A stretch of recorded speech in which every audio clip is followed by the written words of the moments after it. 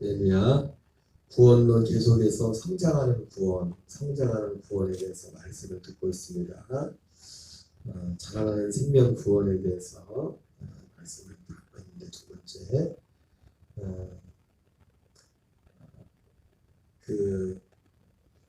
우리가 이 로마서 10장에 사도 바울이 말했던 것처럼 유대인들을 교훈 삼아서 우리의 믿음의 하나님이 기뻐하시는 그 믿음의 그 길을 가는 데 있어서 두 가지는, 첫째는 하나님을 향한 열심이 있어야 됩니다. 열심이 없이는, 제가 그런 말씀을, 열심 없이는 사실 구원도 못 받아요. 어떤 면에서 제가 이 뒤에 내용 나오겠지만, 왜냐하면 구원을, 제가 팔복에 대해서 말씀을 드렸지만, 구원이라면 그 팔복도 구원에 관한 내용이잖아요. 팔복 중에서 제가 나눴지 않습니까? 앞에 네 번째는 구원 받기 전에 어떤 그 구원을 간구하는, 구원이라는 것이 사실은 구원의 시작이라는 것 자체가 사실은 성령을 받으면서 시작되는 거잖아요. 그죠? 여기에 대해 동의하시죠? 제가 그걸 충분히 말씀드렸죠. 근데 성령 받는 것이 우리가 지금까지 생각했던 뭐 은사를 받거나 어떤 물론 은사가 흔히 은사가 나타나겠지만, 은사나 어떤 육신적인 체험, 그게 성령 받는 것의 기준이 아니라면서요. 이렇게 우리가 성령 받는 것을 굳이 이전까지 구원과 이 선언을 어떻게 보면 따른 것처럼 이렇게 해놨던, 물론 어떤 성령의 은사가 나타나고 그런 데 있어서 그 후에 어떤 또 하나님 더해주는 그런 부분이 있을 수 있어요. 그러나 우리가 구원 받는 것과 성령 받는 것은 하나다. 구원의 그것도 시작. 그래서 에베소서 1장 13절 14절에서는 이 구원을 성령으로 인침받는 것으로 시작된다고 합니다. 그래서 진리의 말씀, 곧 구원의 복음을 듣고 믿음으로 성령으로 인치심을 받았으니, 갈라디아서 3장에서는 사도 바울이 너희가 성령을 받은 것이 율법의 행위로냐, 듣고 믿음으로. 제가 지난번 말씀드렸지만 그 율법의 행위라는 것에는 어떤 우리의 어떤 그 종교적인 어떤 선행, 그 선행이라는 건 그 중에 기도도 속할 수 있습니다. 기도를 해야 돼요. 기도해야 되는데, 그래서 거기도 핵심은 뭡니까? 말씀을, 그 진리의 말씀을 듣고 믿음으로, 복음을 듣고 믿음으로 우리가 구원을 받는데, 성령을 받았다는 거예요. 성령. 그래서 바로 성령 받는 것에 대해서 갈라디아 3장의 것을 성령을 받은 것이, 그래서 성령으로 시작하였다, 육체로 마치게 됩니다. 우리가 성령님이 계시하면 우리는 육체로 살 수밖에 없죠. 그리고 그 성령님은 어떤 성령입니까? 우리 안에 오시는 성령, 우리 안에. 아무도 오순절 이전에 사람에게는 하나님 안에 성령이 오신 적이 없어요. 다 밖에서 역사하신 거죠. 우리가 어떤 체험을 하거든요. 다 모든 것들이 우리 밖에서 역사했던 그런 부분이 있는 것입니다. 그래서 로마서 10장에 나오는 것처럼 우리가 하나님이 기뻐하시는 믿음의 길을 가려면 열심을 사시는 기본인 것입니다. 열심 없이는. 그래서 마태복음에 나오는 팔복에도 마음이 가난하다는 것, 심령이 가난한, 심령이 가난한 자는 복이 나니 천국이 저희 것입니다. 여러분, 심령이 가난하지 않은 사람이, 제가 오늘 요한 웨슬레이 목사님에 대해서도 말씀드렸지만, 우리 감리교회가 제가 다른 교단은 잘 맞지만 사실 순복음이나 성결교는 다 감리교회에 뿌리를 두고 있어요. 감리교회에서 나온 건데, 제가 마틴 루터가 종교개혁자라고 하지만 그분들의 대략 책도 있었지만은, 우리 감리교 존 웨슬레이 목사님처럼 이 구원에 대해서 굉장히 체계적으로, 물론 그분이 일부러 그것을 하려고 하지 않아, 그분의 신학이죠, 신학. 그 설교라는 것이 그분의 말씀이 그분의 신학, 그분은 신학을 하려고 하는 건 아니지만 신학이 성경에서 시작된 거죠. 신학이 물론 성경과 반대는 신학도 많죠. 그래서 신학교에 들어가면 믿음이 좋아질 것 같지만, 신학교에 들어간다고 믿음이 좋아지는 게 아니에요. 오히려 믿음이, 그래서 예전에는, 요즘은 모르겠지만 옛날에 신학교, 자유주의 신학이 한참 유행했을 때는 학교 들어갈 때는 신입생 목사님 2학년 이제 전도사님 되고, 이제 3학년 좀 되는데 뭐 대신에 졸업할 때 표친도로 졸업한다고 그런 말을 정도로 신학이라는 학문 자체가 성경을 바탕으로 한다. 성경을 성경이 비판하고 그런 어떤 그런 요소들도 많이 있어요.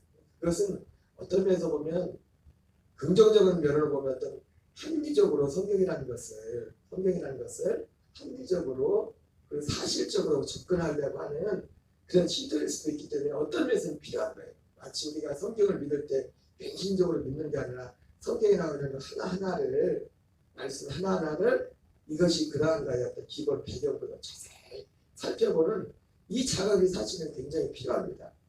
그것이 어떻게 지나쳤을 때 그런 잘못된 게 들어갔을 때 성경을 부정하는 그래서 신학교에서 성경을 그대로 보면 졸업할 때 성경을 읽다 보면 나중에는 거창밖에 남지 않고 다 찢어내야 된다고 성경 그런 얘기가 있을 정도로 그래서 실제로 이 신학이라는 것이 잘못 들어가면 그래서 어떤 신학에 세워지느냐가 그래서 제가 지난주도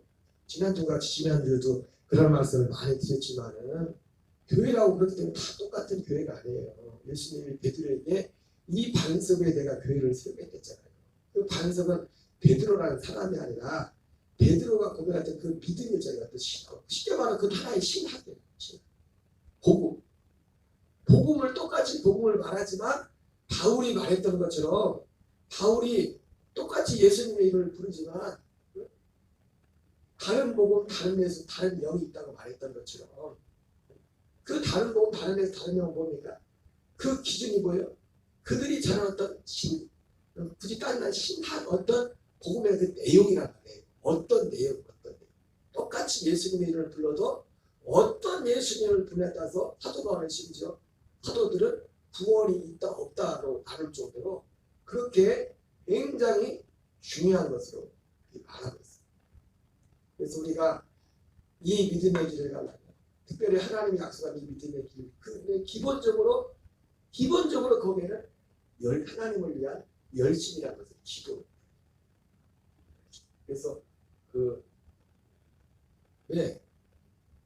그냥 이렇게 믿어서 그냥 동의해서 그래도 구원받는 것이 아닙니다.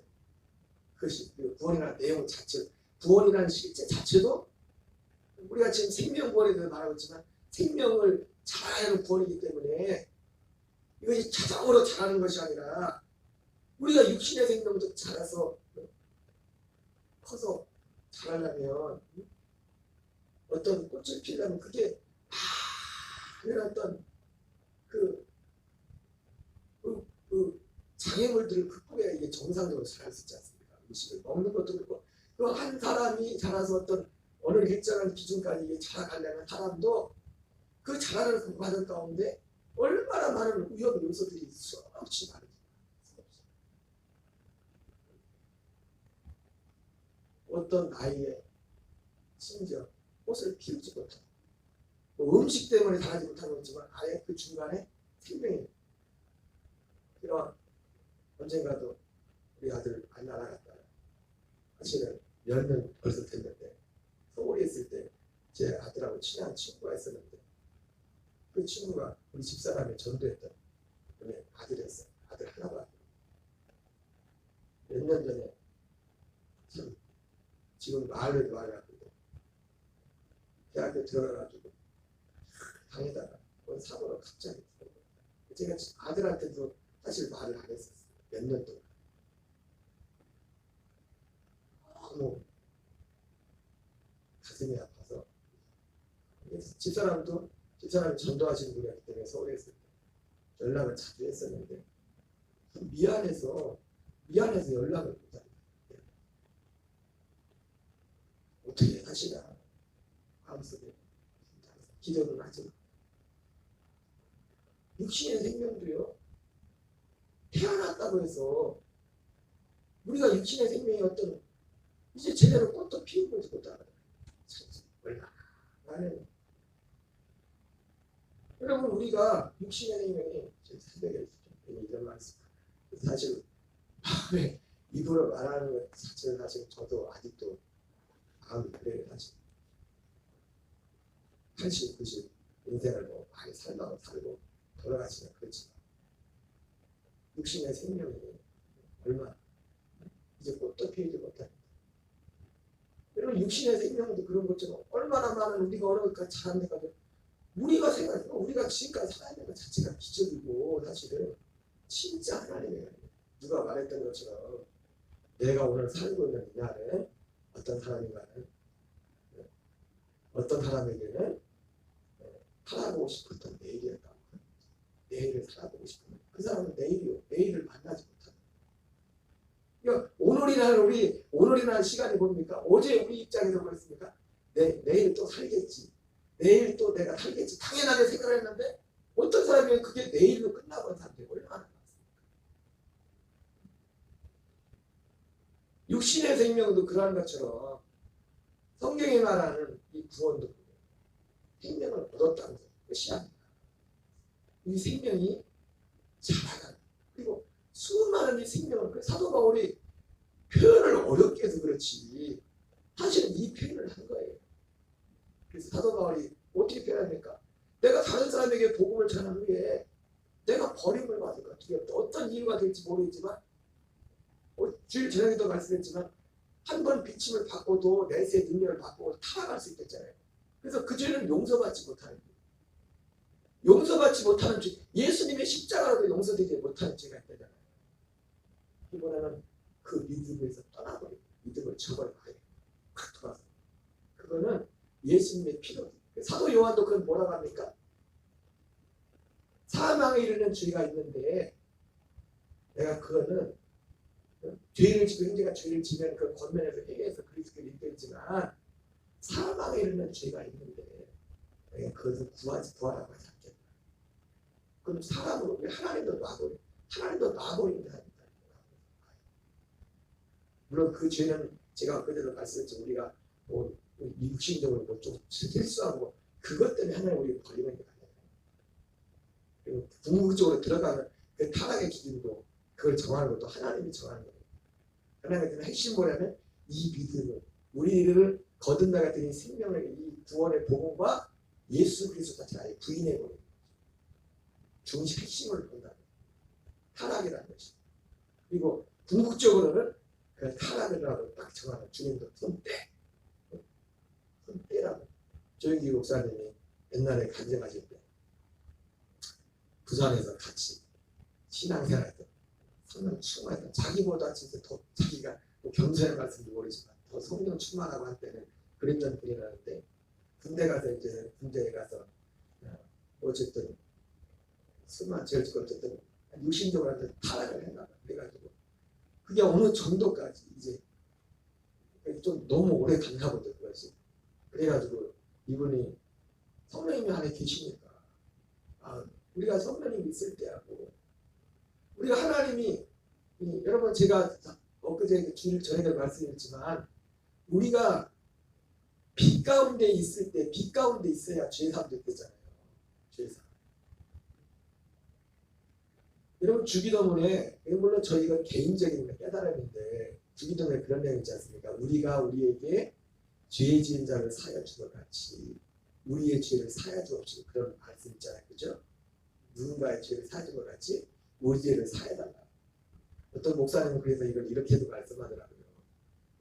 하나님 우리가 죄를 사함받으려면 다른 사람의 죄를 용서해주는 그 마일리지가 정립이 많이 있어야 내가 잘못했을 때 하나님한테 죄 용서하고 그런 식으로 말씀하는데 저는 뭐 그렇게 생각은 하지 않아요. 근데 그게 그 의미가 보고만 해도 보면은 우리가 우리에게 죄 지은 자를 사할 줄 같이 우리 죄를 사해달라고 할 때 그 말 속에는 빛 가운데 있으면 어떤 사람의 죄에 대해서 거기에 대해서 내가 악한 마음을 가질 수가 없어요. 이 말은 뭐냐면 빛 가운데 있을 때 빛 가운데 있다는 거 뭡니까? 요한 1서에서도 빛 가운데 있을 때 우리 죄를 사하셨댔잖아요. 예수님이. 그건 구원받은 성도들에게 말하는 거예요. 이미 거듭난 아들들 향해서도 우리가 어떤 허물을 했을 때 누군가의 허물을 졌을 때 용서받는 것이 뭐냐면 너희 빛 가운데서 행하면, 그죠? 분명히 빛 가운데에서 행하면 우리 주 예수 그리스도의 피가 너희의 모든 죄 너희를 깨끗게 하실 거죠. 왜냐면 이런 단어, 이런 문장 하나도 사실은 우리가 지금까지 들은 거에는 이런 말 많이 들어봤으니까 죄 용서받는 것이 빛 가운데 행할 때 우리 죄를 사한다잖아요. 그게 정확히 성경과 맞지 않습니까? 고린도서 1장 13절 14절에 그게 사대 처음에 우리가 영원한 성량을 받는 것도 이때는 하나님 아들 되기 전입니다. 아들 되기 전에 사람으로서의 죄를 용서받는 사람으로서. 그러니까 회개도 사람으로서 죄인으로서의 회개가 있고 아들로서 회개하는 게 있습니다. 아들로서. 그래서 존 목사님은 두려움도 종이 갖는 두려움이 있고 아들로서 가지는 두려움이 있고 그리고 하나님의 아들도 그리고 우리가 하나님들 가면 진짜 우리가 조심하게 보내면 친한 사람들한테는 뭐 허물없이 친한 사람들 가운데는 우리가 쉽게 말하고 실수할 때가 꼭 있잖아요. 그죠? 너무 편해서. 사실 어떤 면에서 보면 진짜 가까운 사람일수록 더 조심해. 어떤 걸 지켜. 그게 맞는 거예요.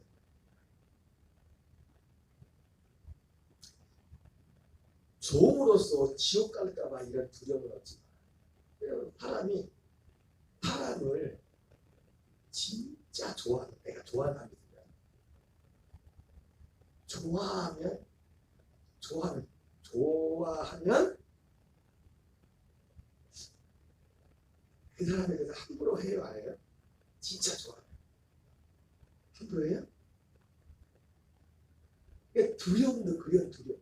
어떻게 보면 표현이 정말 하나님을 향한 이 두려움도 종으로서 하나님한테 그런 두려움이 있고 그래서 사도 바울 로마서 8장에서 하나님 우리를 이제 우리는 거듭난 자들보다 두려워하는 종의 영을 받지 않고 양자형을 받았으며 하나님을 아버지가 부르지 된다 이렇게 말했어요. 아버지가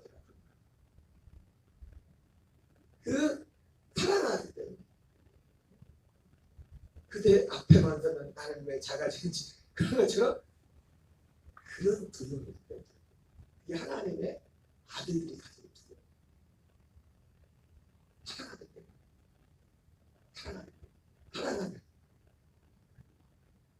사랑하면 내가 그 사람에게 뭔가 잘못하면 내가 가슴이 아프죠. 그렇죠? 사랑하기 때문에. 그래서 성경은 빛 가운데 그러니까 빛 가운데 있을 때 우리를 모든 예수님의 피가 우리를 모든 죄에서 우리를 깨끗게 하신댔잖아요. 빛 가운데 있을 때. 그러니까 다른 사람과의 관계에서 우리가 우리에게 죄진 자를 사해준 것 같이 우리 죄를 사해달라고 할 때는 이미 그 사람의 죄를 내가 사해준다는 것은 뭐냐면 거기에 대해서 내가 빛 가운데 있다는 거예요. 내가 그 어떤 그런 미움 가운데 그런 감정들에 대해서 내가 그리스도한테 십자가에 못 박혀 죽는 거예요. 거기에 죽음의 관계죠. 그럼 내가 빛 가운데 들어온 거란 말이에요. 그 상태에서 죄 사는 거예요. 우리가 아들로서 이거 하나님의 죄 아들로서 우리를 깨끗게 하는 거예요. 무슨 말인지 이해가 되십니까? 이것이 제가 지어낸 얘기가 아니라 성경이 사도 요한이 그렇게 말하는 거라. 사도 요한은 우리가 아들로서 우리가 그러니까 구원파는 뭣도 모르는 거예요. 뭣도. 그래서 죄가 있다고 하면은 당신 구원 못 받았다고 하고 그지야 죄도 죄 나름인 거예요. 죄가 다 지옥 가는 죄가 있고 아들로서 우리 시대에 그런 죄가 있다고요. 우리가 계속해서 자라가야 된다는 게 뭐입니까? 우리가 여전히 어리석고 둔한 육신적인 그런 요소들이 있기 때문에 그걸 벗어버리는 거예요. 진짜. 그걸 벗어버리는 데 있어서 회개하는 게 있고 우리가 하나님의 아들 되기 위해서 그 과정에서 하는 회개가 있다고요. 그 죄가 있다. 그래서 죄인들이 하는 회개가 있다. 그러니까 우리가 거듭난 아들들은 그런 어떤 면에서 받는 거 보냐면 거듭난 아들들은 죄인입니다. 나는 본래만도 못합니다. 너무 그러면 안 되죠. 그 어떤 죄에 대해서는 내가 가슴 아파서 자꾸 벗어버리고 이걸 해야 돼요. 그러나 오직 중요한 거 보면 하도 많이 봤던 나 자신에 대해서, 자신에 대해서 고린도후서 5장 16절 17절에 하는 거죠. 내가 이제는 어떤 사람도 육체대로 알지 않아요. 누구든지 그리스도 안에 있으면 새로운 피조물이다. 자기 자신을 보는데요. 그리고 갈라디아서 6장 14절 15절에서도 오직 중요한 것은 새로운 지으심을 받는 겁니다. 거기에 집중하면서 물론 새로 지음하신 이 요소 아들로서의 적게까지 아들의 격에 맞지 않은 그런 우리 어떤 성부 이것들을 분별해서 우리는 끊임없이 이것을 주님의 죽음에 넘겨두고 한동안 우리 고린도후서 4장 11절 10절 11절에 나오는 것처럼 끊임없이 이 작업을 해야 되는 겁니다. 이걸 해가야 됩니다. 그런 면에 있어서 아들로서 하나님 아버지를 두려워 경외하는 그 마음의 중심이 우리에게 있어야 되는 것입니다. 어쨌든 우리가 지금 말이 아까 뭔 얘기를 하려고 했죠? 열심히 있어요.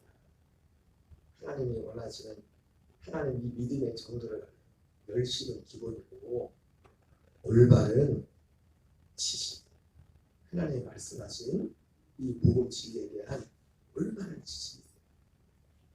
그러면 우리가 풍월로 믿어서는 안 됩니다.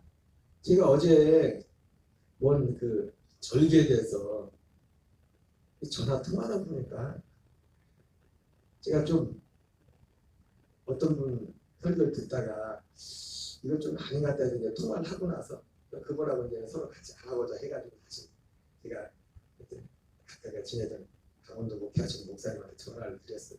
그래서 그 목사님 잘 알 것 같아서 얘기하다 보니까 그 목사님도 나도 공부한 지 오래돼서 좀 그러시더라고요. 그래서 제가 말은 다 했지만 인터넷에 그에 대해서 검색을 해봤어요. 예를 들어서 무교절 아니 그 뭐야 백주절 그리고 77절 오순절 그런 걸 했는데 근데 성경을 본 그 네이버의 그 지식 대가를 보니까 내가 생각했던 거하고 거기서 말하는 거 틀린 거예요. 그래서 내가 잘못 알았나 보다.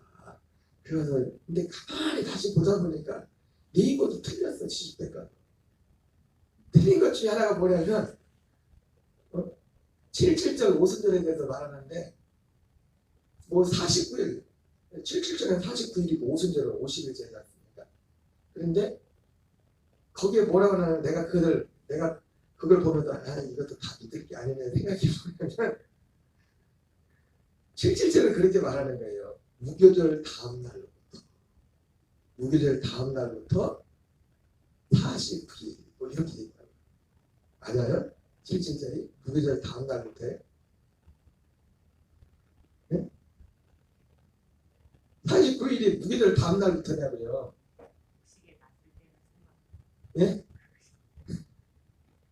그냥 보면은 그러니까 내가 뭐야 이거 풍어를 얼마나 해도 풍어를 77절에 무교절 다음 날부터가 아니라 6월절이 1월 14일 6월절이 딱 정해져서 날짜가 1월 14일 그래서 지금도 하나님의 교회는 6월절을 그대로 지키잖아요. 우리가 구원받는다고 절기를.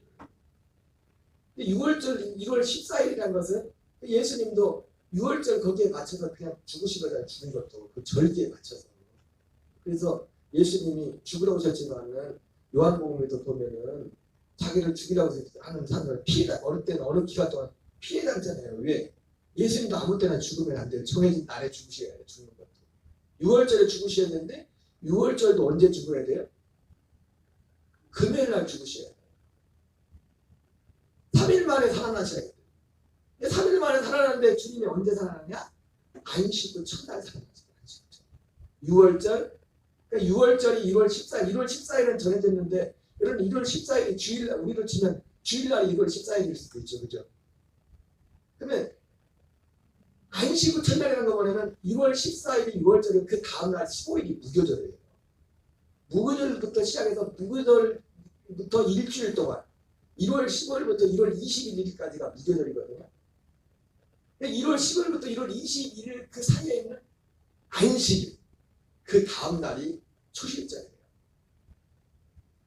그러니까 49일로 언제부터 되는 거예요?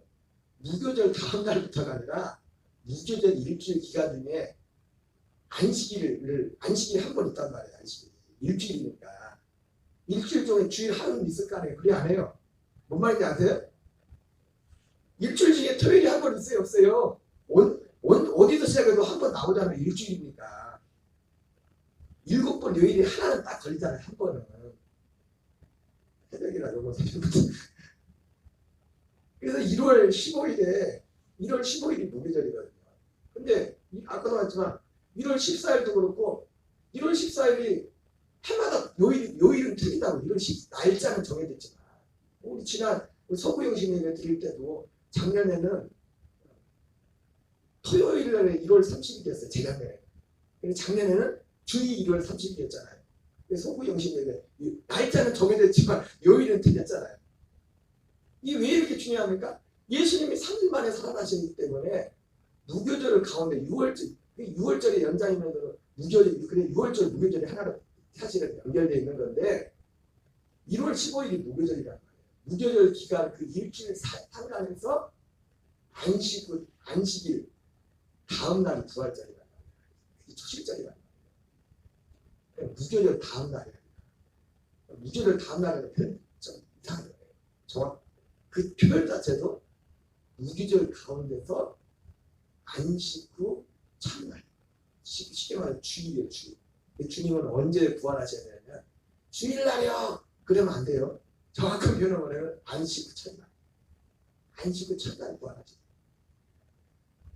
그래서 3일 만에 부활하셔야 되기 때문에 그 해의 6월절 금요일날 3일 만에 3일이라는 것도 충족이 돼야 되고 그리고 예수님이 3일 만에 살아나겠다고 미리 말씀했잖아요. 그걸 맨 처음 말씀한 대로 언제예요?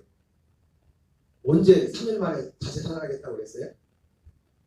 가이사랴 빌립보에서 그러잖아요. 제일 처음 예수님이 비로소 자기가 죽었다가 장로들과 제자들의 손에 틀려서 죽었다가 살아나실 것을 처음으로 말씀했다고 그 마태복음 16장에 나오잖아요.